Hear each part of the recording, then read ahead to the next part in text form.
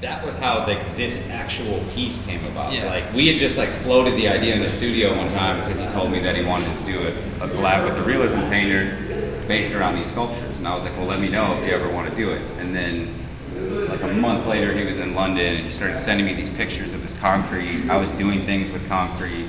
His paintings all have that like washed out, like moss runoff, like rust runoff. I think it's basically just me saying like, yo, you know, Troy, I'm releasing a series of sculptures at the show, and I want to find a way that we can also take the same feeling of a sculpture in a 3D space into a canvas.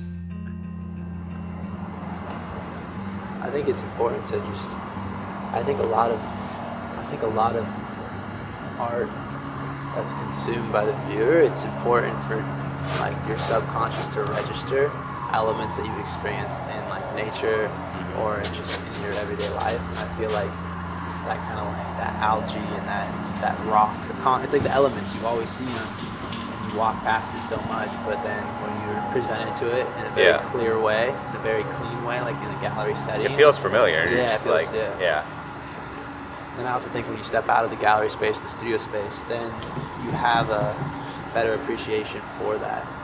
I think if you're directing your viewer to take a moment to like pause and be in the moment with what's around, then that's when the full circle of like just creating art really happens.